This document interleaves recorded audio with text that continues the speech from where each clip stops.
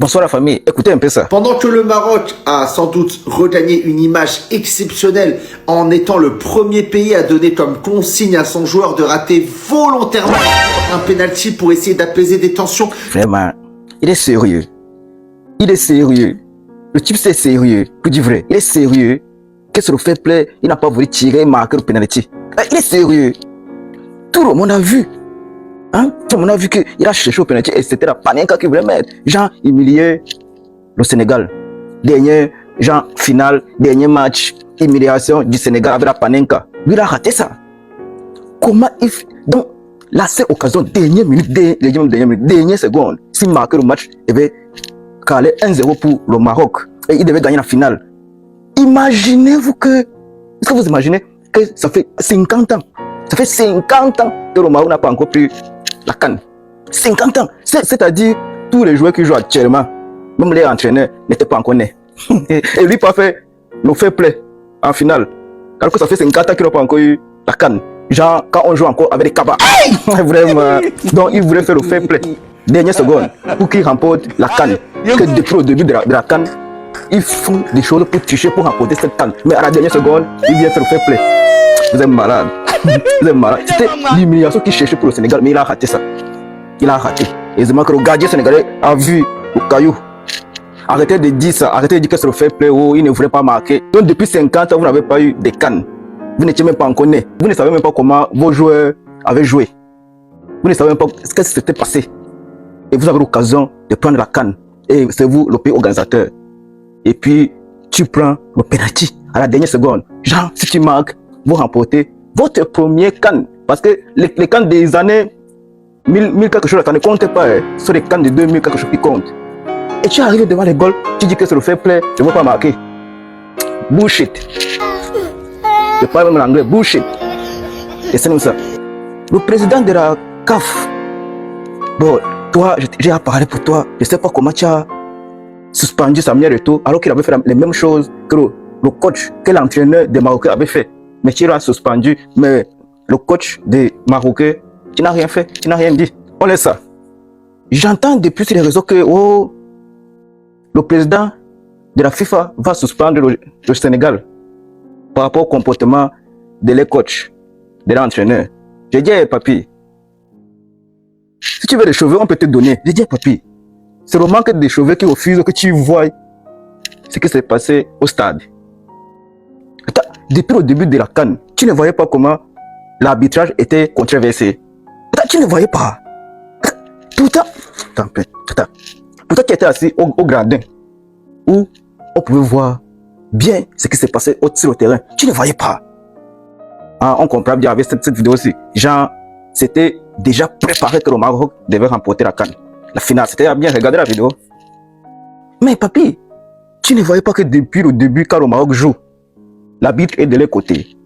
Toi, tu n'as pas vu ça. Attends, donc tu ne vois pas ça. Les serviettes que les ramasseurs de balles volent, les serviettes des gardiens. Toi, tu ne vois pas. Tu ne vois pas ça. Tu sais bien que si ne se nettoie pas les gants, ça va glisser. Toi, tu ne vois pas ça. C'est ce que les Marocains font. Tu dis quoi par rapport à ça? Tu dis quoi par rapport à ça?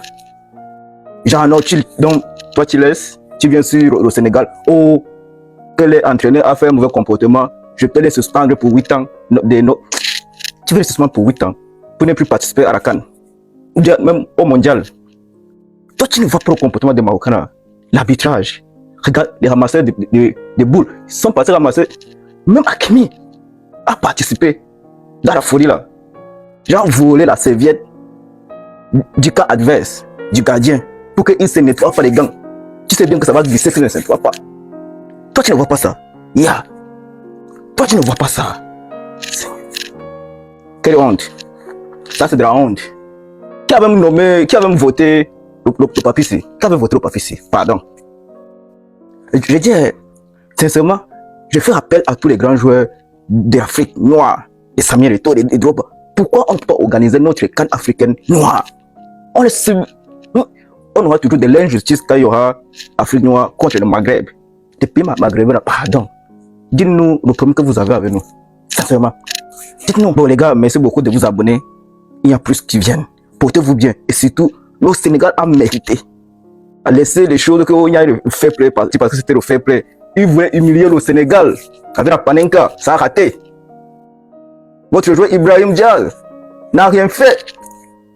Il voulait humilier le Sénégal, mais c'est lui qui s'est humilié en finale. Et c'est lui qui a humilié le Maroc. C'est votre joueur Ibrahim Diaz qui a humilié le Maroc. Il voulait humilier le Sénégal, ça a raté. Et regardez bien l'action.